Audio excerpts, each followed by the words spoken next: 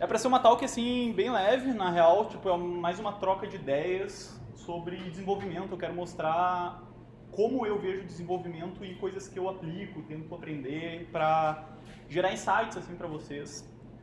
Então, primeiro, para falar sobre quais técnicas que eu aplico, eu acredito que o que a gente faz é resultado das experiências que a gente tem, né?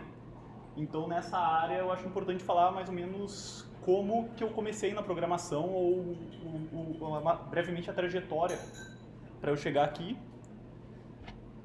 Primeiramente, eu comecei a estudar programação nessa época, eu no ensino médio ali, tentando fazer um servidor online de GTA Online, né, de GTA. Então, era tipo, eu não sabia nada, peguei um arquivo de 80 mil linhas e queria ver o que eu podia fazer ali. E era olhando o que estava escrito na tela, procurando no código e tentando entender as coisas. Dava muito erro, eu não sabia porquê, mas foi uma época interessante, foi quando eu comecei a gostar de programação. Depois disso, do ensino médio, eu fui cursar produção multimídia, não fui para a área de programação, era esses os trabalhos que a gente fazia lá. E nessa época foi quando eu descobri, em meio à edição de vídeo, áudio, modelagem, eu descobri que eu gostava mesmo de programação. Então eu troquei aqueles trabalhos por código. Todo mundo achou que era meio louco na época, não é? E aí, com a computação, assim, minha trajetória foi mais ou menos 2014, eu fazia curso na Target Trust, que é aqui perto, inclusive, quando eu comecei a aprender mesmo. Em 2014 eu cursei análise de desenvolvimento de sistemas, troquei de produção multimídia para lá. Mas depois eu acabei indo fazer ciência da computação na PUC e estou na URGS hoje em dia, fiz transferência. Entrei na Apple Developer Academy. Fala. Estudou lá no Senac? Sim. Fiz. Eu tava falando lá nessa época. Eu estava estudando lá.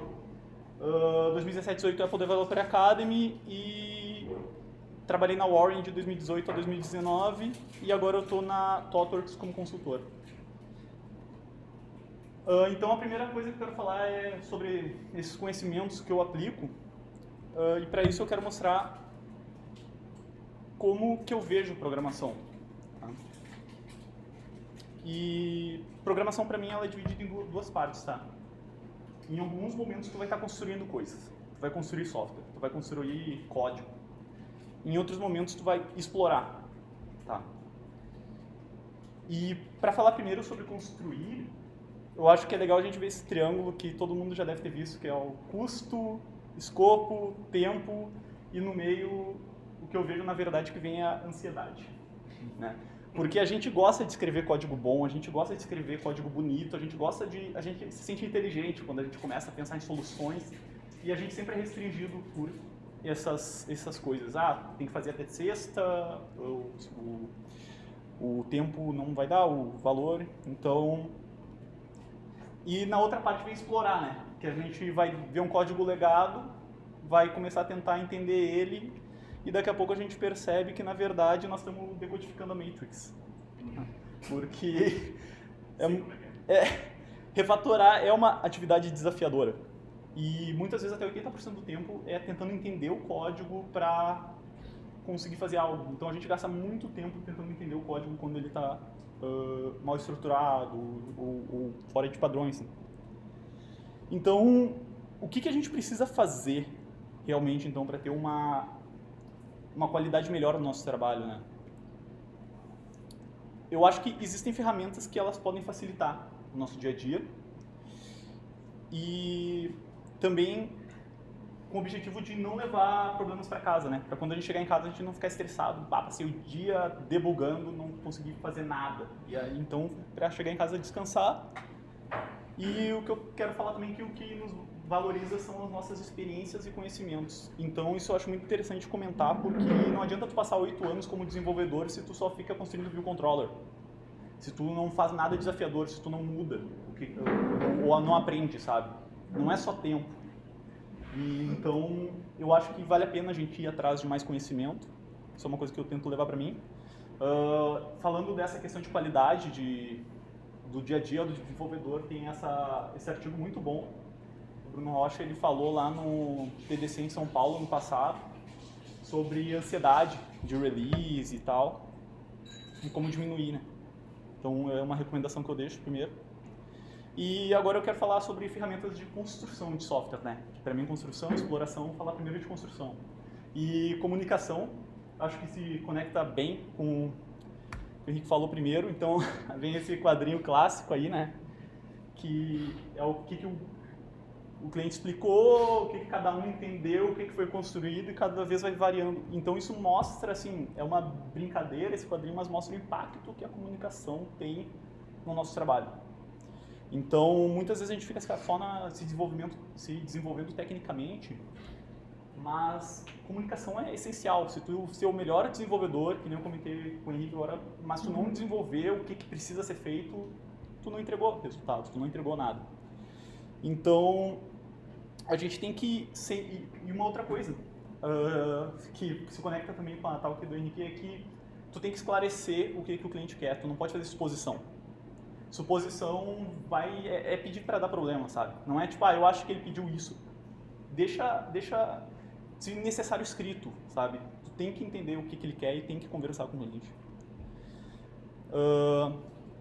Isso aqui é do Agile Manifest, bem relacionado também, que pessoas de negócio e desenvolvedores devem trabalhar juntas no dia a dia. Tá? Não tem que ter essa separação. E para isso, comunicação é crucial. Tu tem que saber se comunicar com pessoas de negócio, sabe? Vocês estão construindo software juntos. E é melhor, quanto mais cedo tu encontrar problemas, pode ser até problema de comunicação de entendimento, mais barato vai consertar. Se tu perceber que entendi a especificação errado, vou lá e esclareço com a pessoa na hora, resolveu ali. Mas isso tu implementa. Se vai para produção e aí tu descobre que não era aquilo, todo o retrabalho é muito maior, sabe? É muito mais custoso. Então, algumas coisas, assim, uma outra que eu também acho muito legal falar, agora a comunicação entre pares, né? Entre colegas. Quando tu for fazer code review, muitas vezes evitar falar coisas como comandos, assim, sabe? Tipo, isso está errado, tem que fazer do outro jeito. Porque tu não sabe muito bem como a pessoa vai receber aquela mensagem, sabe? Muitas vezes a pessoa já está estressada com alguma coisa, tipo, foi difícil implementar aquela software.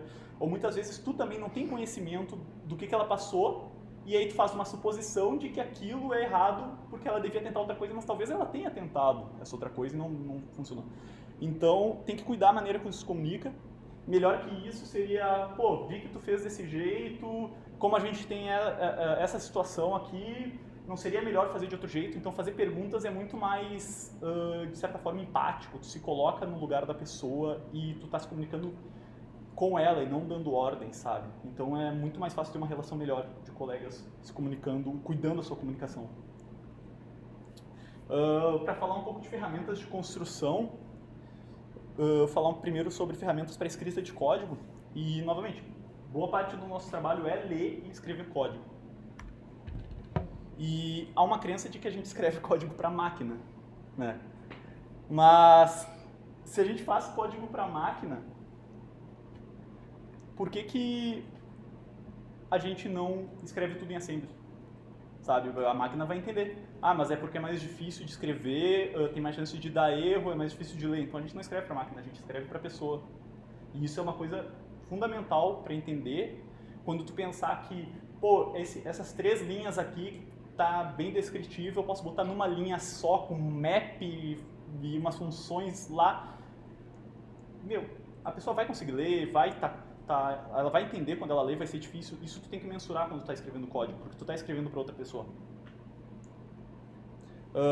Isso é um gráfico do Clean Code, muito legal, que ele diz que o código, quando tu escreve de maneira um pouco mais desleixada, confusa, o projeto a produtividade tende a cair. Então, no início do projeto, assim, as primeiras linhas tu tá entregando assim, feature.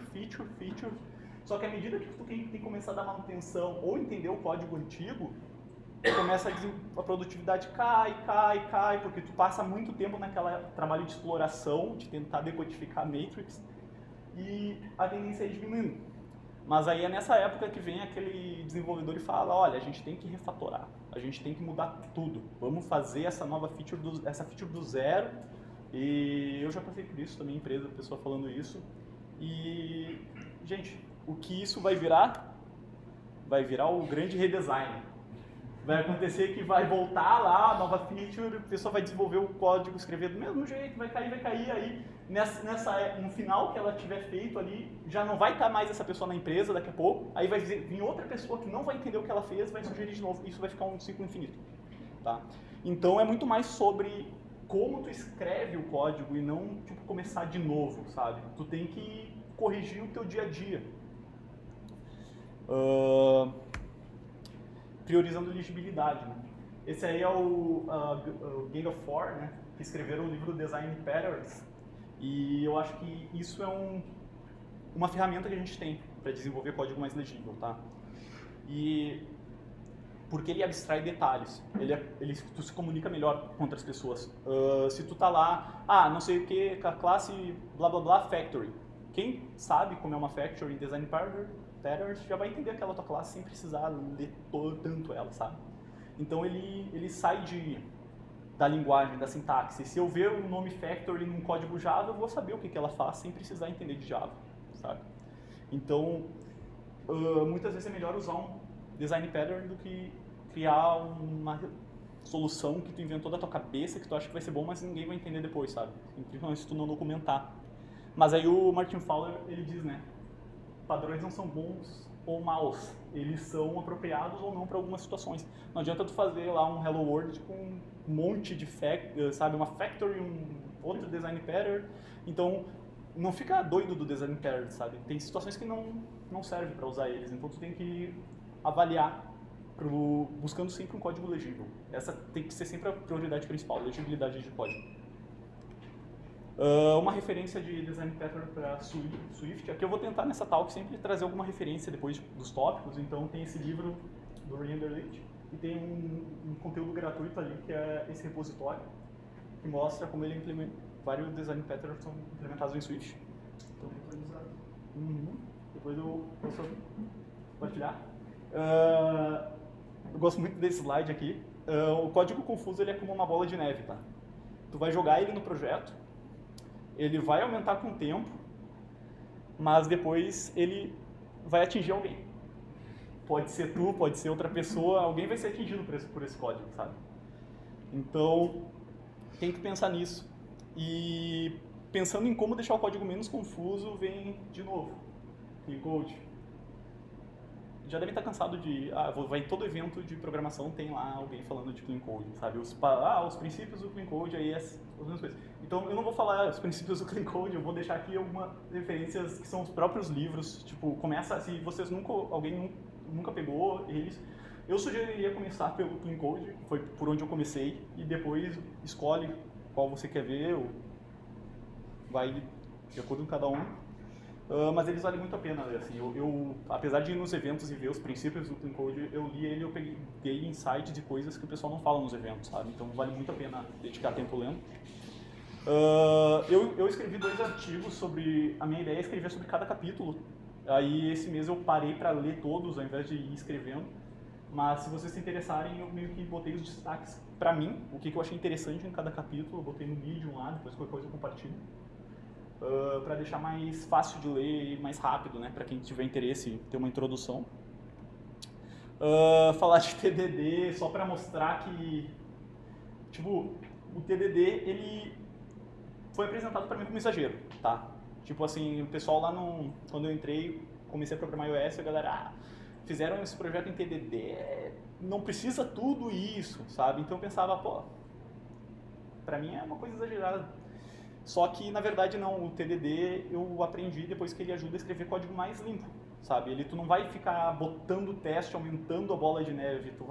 Se tu aplicar TDD, o teu código vai ser muito mais enxuto, sabe? Tu não vai inventar feature que não precisa, ele é focado. Tu não perde tempo escrevendo... E tu não vai perder tempo escrevendo teste porque tu passaria esse tempo resolvendo bug. E muitas vezes o teste ele vai detectar os erros para ti. E uma coisa que eu estava lendo esses tempos também é sobre como tu vai estar mais confiante para fazer alteração no teu código. Porque sem teste, qualquer alteração que tu fizer pode quebrar em uma outra parte que tu não faz ideia.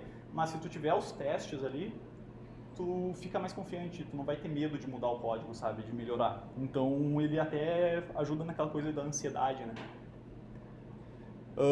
Isso que é bem legal quando eu entrei na ThoughtWorks, eu perguntei para um colega onde que eu podia ver algo sobre TDD e Swift. Ele me recomendou essa playlist no YouTube do canal Essential Developer, e eles fazem um projeto todo em TDD e é muito legal eles fazendo pareamento e TDD ali. Foi onde eu aprendi mais sobre como fazer TDD para View Controller, como é que eu vou testar uma View Controller, sabe? Coisas assim, então recomendo muito. Falar um pouco sobre pareamento.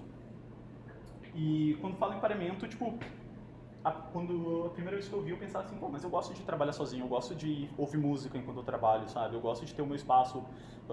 Eu não queria alguém do lado, sei lá, julgando o meu código ou algo assim.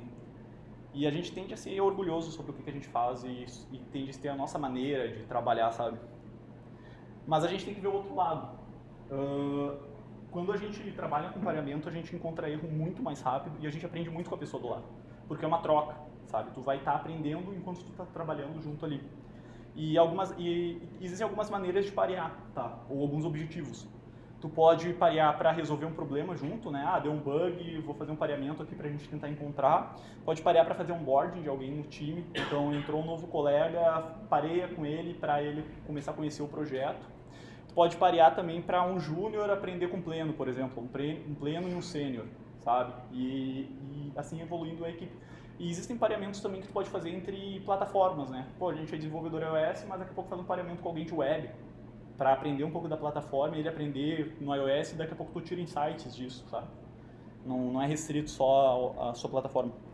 E para falar de pareamento também, umas coisas importantes quando tu for parear é falar o que tu está escrevendo. Então não é sentar e ficar escrevendo código e a pessoa te olhando. Você tem que falar o que tu está pensando. Eu acho que eu vou botar aqui porque faz sentido, não sei o que, a pessoa ficam trocando feedback, sabe? Aí a pessoa que está do lado, talvez, será que não seria melhor daquele jeito? E aí é uma troca, tá? Então, falar é muito importante. Segunda coisa é que é bom fazer ciclos, tá? A gente tem quem vai estar escrevendo código e a pessoa ao lado, que é o copiloto. Então, esses papéis têm que ficar mudando a cada tempo. Não adianta tu fazer pareamento só com a pessoa só olhando tu codar, porque aí não é pareamento. Então vai havendo essas trocas. E uma metodologia legal que se tu for usar TDD, existe essa metodologia ping-pong, que é, por exemplo, assim, vou fazer TDD. Eu escrevo o teste, vai tu e faz passar o teste, depois tu escreve o próximo teste, aí eu faço passar o próximo teste, escrevo o próximo, entendeu? Tu sempre vai trocando assim. Então é uma metodologia legal o TDD usar com pareamento.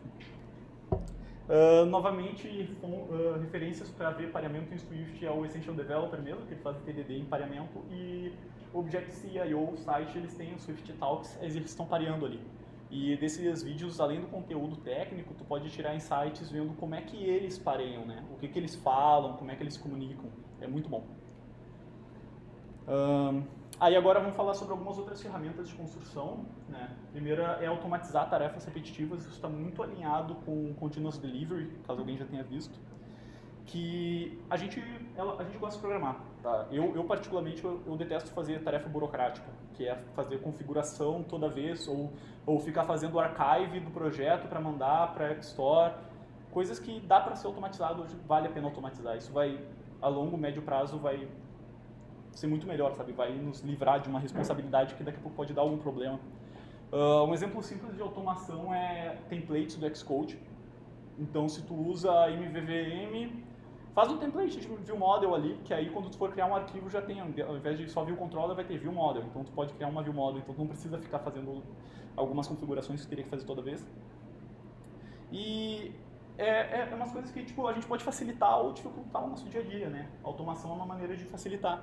A dica do Fastlane é uma ferramenta muito boa para automatizar tarefas. Algumas outras ferramentas externas tem o SwiftLint, o SwiftGen, que também tem o R.Swift, que serve para a mesma coisa, que é deixar estático coisas como strings e que tu pode digitar errado, sabe? O Bitrise para fazer Continuous Integration, então o Continuous Delivery também pode fazer. É muito bacana, assim. Vocês usarem essas ferramentas que estão ao dispor, são gratuitas. Documentação também, quando a gente fala, a gente pensa às vezes, tipo assim, pô, documentar é chato, né? Tipo, às vezes a pessoa não quer parar para escrever algo, só que documentação não se resume só a escrever fazer um ML, fazer um diagrama, o teu código pode ser autodocumentável, sabe? Tu pode ter a tua função descritiva de maneira que ela é a própria documentação, sabe? Tu pode ter outras maneiras de documentar. Tu pode, por exemplo, uma coisa bem comum para quem já baixou bibliotecas ou frameworks é ter um projeto de exemplo no repositório do GitHub, onde tu consegue ver como que eles integram a biblioteca. Pode ter um projeto de exemplo, dependendo do que você está fazendo, para ele servir como documentação mesmo. E aí tem aquela coisa, né? Como o Mark Fowler diz, toda ferramenta pode ajudar ou piorar a comunicação. Depende de como tu usa. Então, se tu documentar demais, daqui a pouco vai ser ruim porque documentação fica defasada. E documentação defasada é a pior coisa possível para o projeto, porque a pessoa vai lá, vai olhar, vai achar que aquilo é atual, vai se guiar por aquilo e não vai existir mais. E aí ela já gastou tempo tentando fazer, sabe? Então, esse tipo de coisa dá para evitar, sabe? Então, documentação é importante, mas até um certo ponto. E uma coisa que eu acho bem legal falar também é não deixar pontas soltas.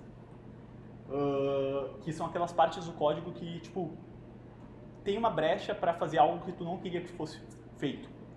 Então, por exemplo, se tu quer alguma coisa que não pode ser instanciado, tu pode usar o enum em Swift. Então, tu tem uma struct color, sei lá, branch color, leave, e aí tu vai lá, bota um print, tu vê que ele tá botando a cor certa, mas tu pode instanciar color e tu não queria que isso fosse possível, né? Tu quer só uma coisa estática. Tu pode usar o enum e aí tu não pode instanciar mais. Isso aí é um exemplo de como tirar uma ponta solta, que eu chamo, né, pelo menos. E uma outra coisa também é que em Swift a gente não tem classe abstrata. Então, se tu faz um generic, alguma coisa, tu vai poder instanciar ela. Não tem classe abstrata em Swift.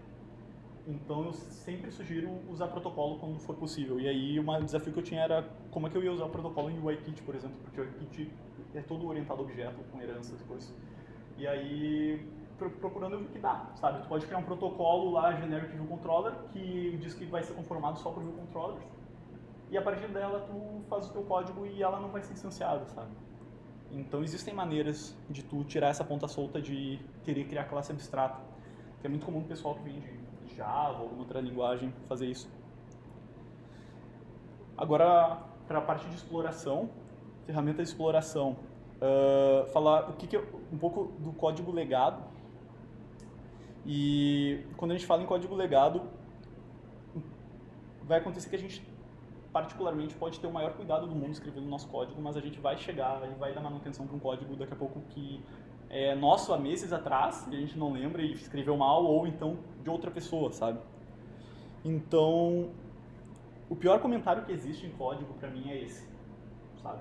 Funciona, não mexa. Isso é terrível, sabe? A pessoa vai ficar com medo de mexer, não vai querer mexer e não vai poder dar manutenção para aquilo. Então, não façam isso, tá? Isso é horrível. E aí, tipo, você é o pior código que existe, mas roda. Mas aí, e a hora que parar de rodar, sabe? Uma hora pode dar problema. Aí vai estar esse comentário lá, então, ao invés de escrever funciona, não mexa, escreva um código decente, sabe? Tipo, pode ser trabalhoso, mas a longo prazo vai valer a pena.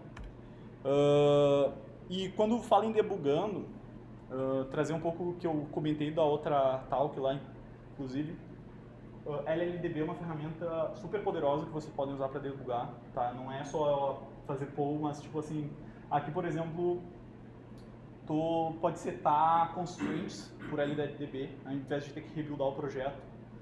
É uma ferramenta extremamente poderosa, você pode mudar a cor das coisas, por exemplo, de um elemento visual se tu quiser, só com código, com simulador rodando.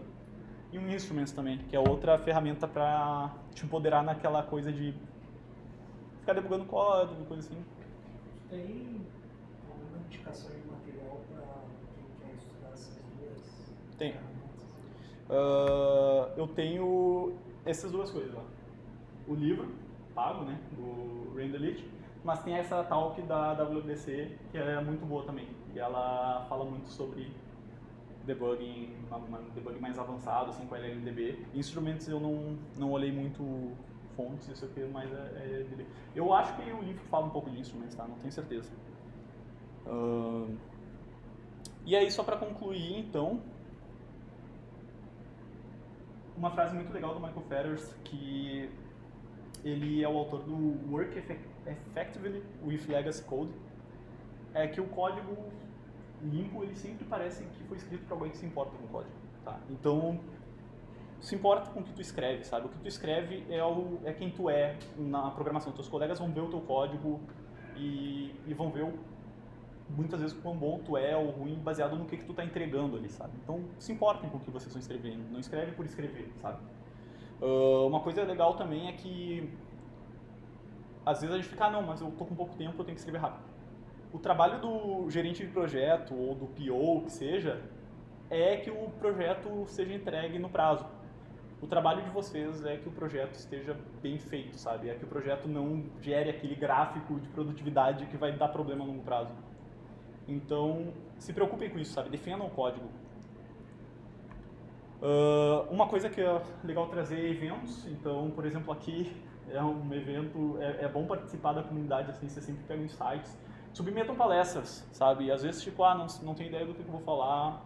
Sempre tem espaço, sempre vão acabar escolhendo uma ou outra palestra de vocês. Então, se exponham, assim, para a comunidade, conheçam pessoas, vale super a pena.